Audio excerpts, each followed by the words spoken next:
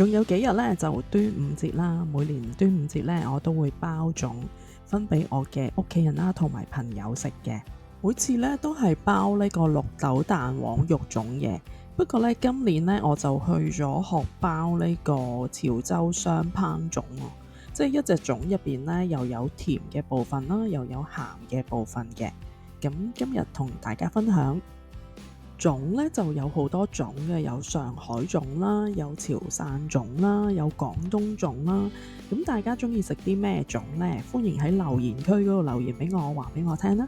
仲有一樣嘢喎，就係如果你未訂閱我頻道呢，記得訂閱我個頻道啦。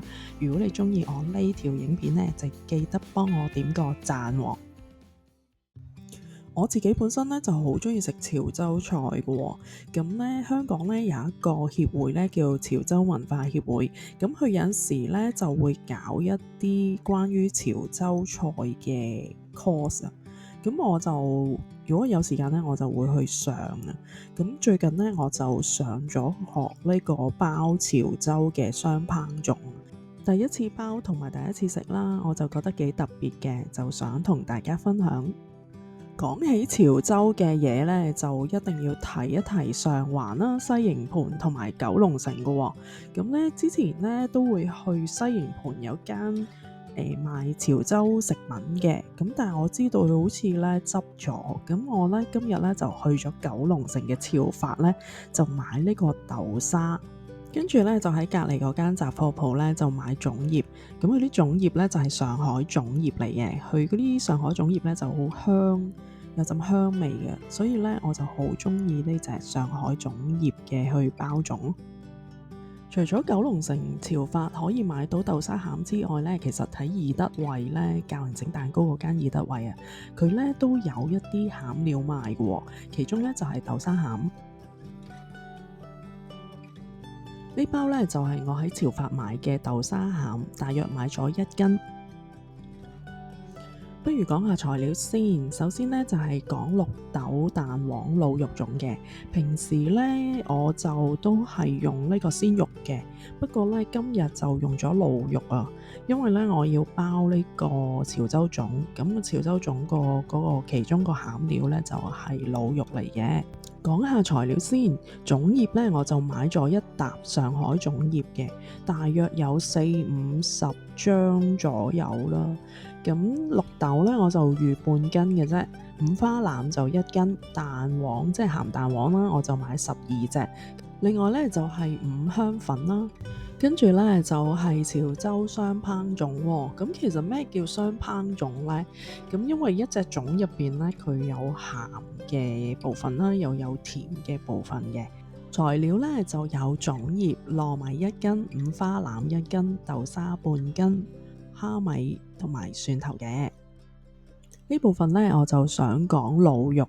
其實呢，除咗自己去處理嗰個滷肉呢，大家都可以去返嗰啲潮州滷水店呢買嚿豬腩肉嘅，咁就唔使自己去醃咯。咁我自己處理嗰嚿五花腩呢，就我醃咗去2日啦，咁都係落咗鹽、糖、豉油、蠔油，同埋落咗少少麻油去醃嘅。醃完個五花腩呢，就可以去燜佢噶咯喎。咁呢，我就落咗1碗水左右啦，跟住就倒翻啲醬汁落去，跟住就放五花腩落去嘅。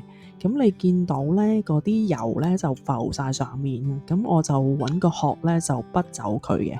咁另外呢，就係你可以試味咯，因為嗰個滷水汁呢，佢加咗水呢，可能唔夠味嘅，咁就可以再加少少鹽啊、糖啊、豉油去調翻個味咯。我唔記得講一點呢，就係我滷呢個豬腩肉嘅時候呢，我係落咗香葉啦，同埋八角嘅。跟住呢，就講下浸糯米啦，糯米呢，就浸過夜就 OK 啦。咁我夜晚嘅時候就開始浸啦，第二朝呢就可以做啦。咁大約至少浸佢5個鐘頭咯。浸完啲糯米呢，我就會攞去洗嘅。洗完米呢，就擎乾水。浸綠豆呢，就同浸糯米呢同步進行嘅，咁就浸過夜呢，第二朝呢就可以用啦。同樣呢，都係要洗一洗去，跟住呢就擎乾水。其實咧，我覺得咧包粽係唔難嘅，不過咧好多步驟同埋要處理好多材料咯。咁其中一樣咧最麻煩嘅咧就係粽葉啊。咁粽葉咧買翻嚟咧就浸佢一晚啦。第二朝咧我就用滾水咧去焯佢15分鐘嘅。咁焯完之後咧就再擺落水嗰度浸佢啦，同埋要逐塊逐塊洗佢嘅。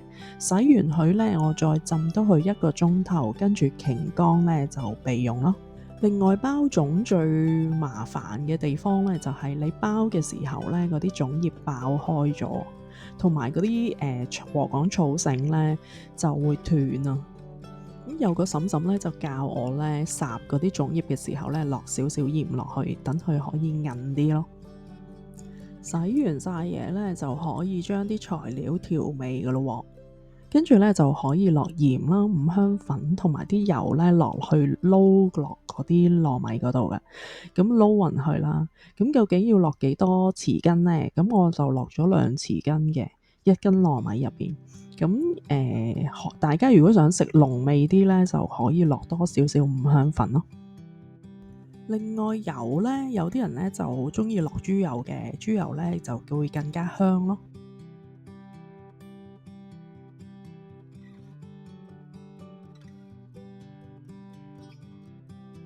鹹蛋咧，我就買翻原裝嗰隻鹹蛋嘅，跟住咧就自己洗乾淨佢啦。因為如果我哋買嗰啲現成嗰啲洗乾淨咗嗰啲鹹蛋黃咧，我覺得會比較乾身啊。咁如果包粽咧，咁用新鮮嘅鹹蛋黃咧蒸完出嚟咧，佢啲黃咧有少少流心嘅感覺咯。預備晒材料咧，就可以開始包粽噶咯喎。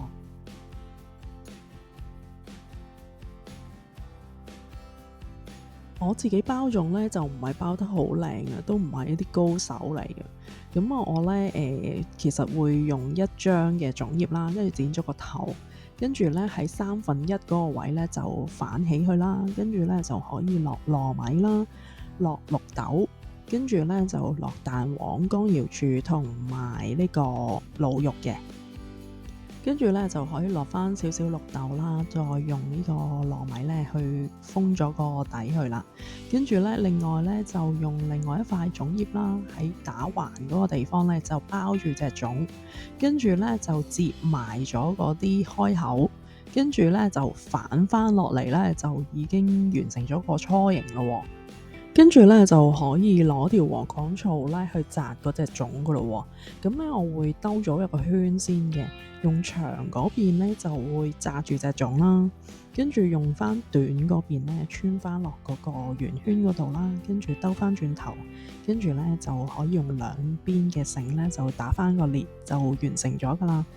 你見我包嗰啲粽咧，我唔會包好大隻嘅，同埋我唔會落太多糯米咯，因為咧我想咧每個人食到嗰隻粽嘅時候咧，可以自己完成去食晒嗰隻粽，又唔會食過量咁樣咯。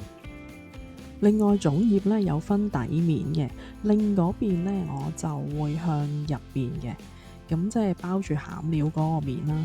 跟住如果係啞式嗰個面咧，我就會向外嘅。仲有咧，我想講下咧，包粽咧一定會遇過咧，就係嗰個粽葉咧爆開咗，爆開咗我點處理咧？我都係要換塊粽葉咯。咁但係咧換粽葉咧，你就要慢慢褪翻過去，咁即係令到啲餡咧可以搬翻過去新嗰塊粽葉嗰度咯。又或者咧，我都會試過咧，睇下爆嗰個位咧喺邊度，跟住咧我就會補多塊細嘅粽葉咧喺嗰個爆嗰個位嗰度繼續包咯。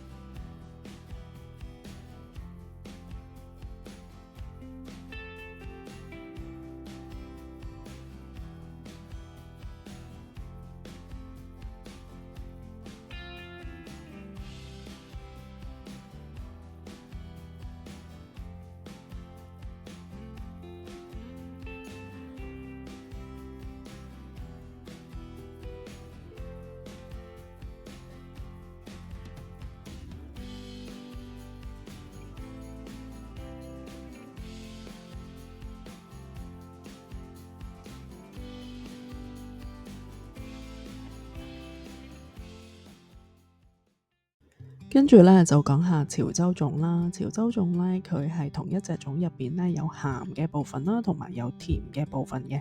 而鹹嗰部分咧就係一啲蒜蓉啦，同埋糯米啊蝦米炒咗，跟住咧就放落咗隻粽入邊嘅。而甜嗰部分咧喺嗰個尖尖位咧就係甜嘅糯米啦，同埋一個豆沙餡。我哋用1斤糯米啦，所以我用咗1個半蒜頭左右咧去剁碎佢嘅。剁碎咗嘅蒜頭咧好易氧化嘅，所以咧佢會有時咧會綠綠地色嘅。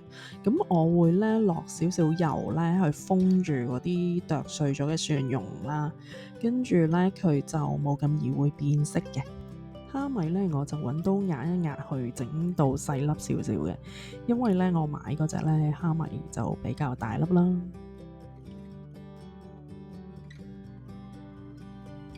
第二部分咧就係蒸糯米咯喎，因為咧我整呢隻潮州粽咧係一個簡易版嚟嘅，所以咧係蒸熟咗啲糯米啦，跟住就攞去同蝦米啦同埋呢個蒜蓉咧去炒香佢，跟住咧就釀落隻粽嗰度嘅。我就用浸好咗嘅糯米啦，跟住就加10湯匙嘅水落去啦，跟住撈勻佢啦，跟住就鋪平嗰個碟面咧，跟住攞去蒸30分鐘。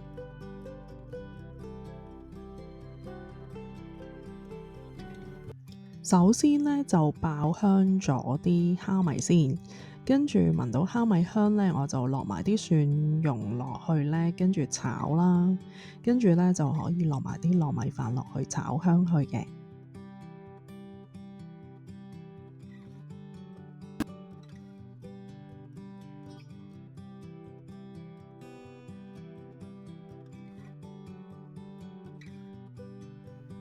炒糯米飯嘅時候咧，我都倒咗2匙羹嘅滷水汁落去咧，去調一調嗰個糯米飯嗰個味道咯。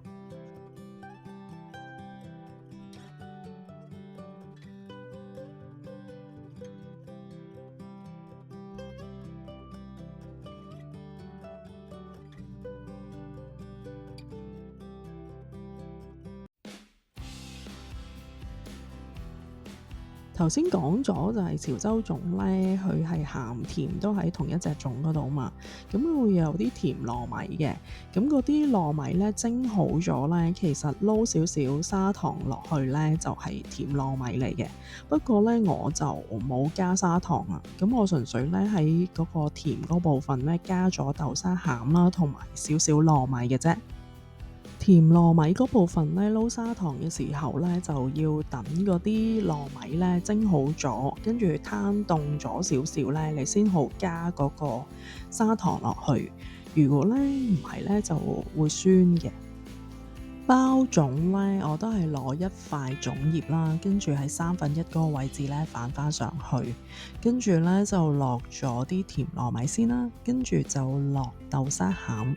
再落炒好咗嘅糯米，再鋪翻一塊豬肉落去，跟住咧就同之前綠豆粽個包法咧就唔同嘅，因為我呢隻粽咧就比較細少少嘅，咁我咧就唔再加一塊粽葉落去啦，我咧就將兩邊嗰個角咧就屈一屈咧，就形成一個三角形啦，跟住咧就屈翻上去嘅。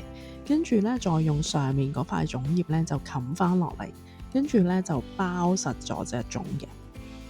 同樣咧，我都係攞條禾稈草啦，跟住打咗個圈，跟住用長嗰邊咧就翹翻落隻粽嗰度，跟住用短嗰邊咧就穿翻落嗰個圓圈嗰度扭翻上嚟啦，跟住再用兩邊咧就打翻個裂，咁就紮好咗隻粽噶啦。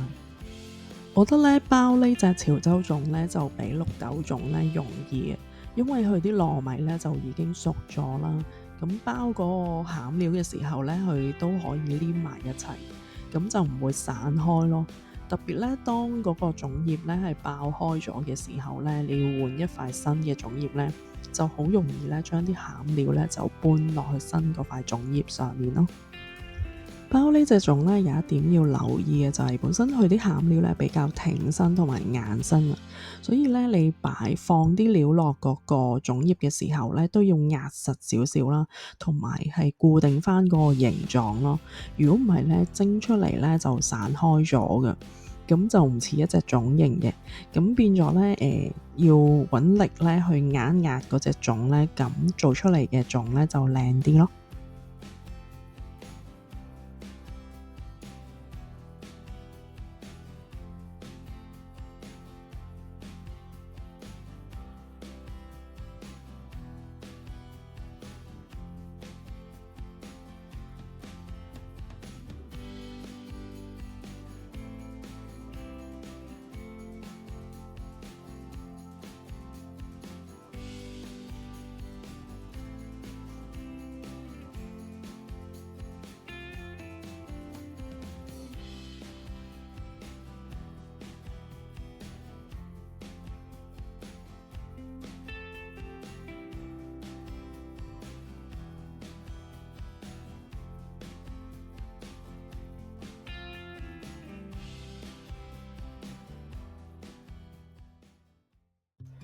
包好晒啲粽咧，就要烚粽噶咯喎。綠豆粽咧，佢啲餡料係生噶嘛，所以咧佢就要烚嘅，就烚大約2個鐘頭左右啦。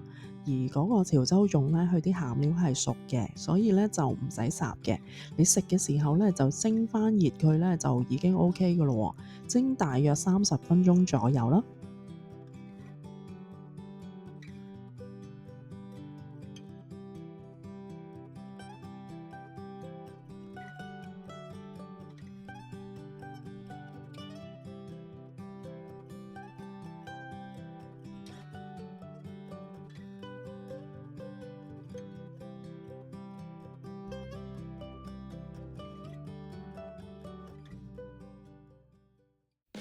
呢兩隻粽咧就完成啦。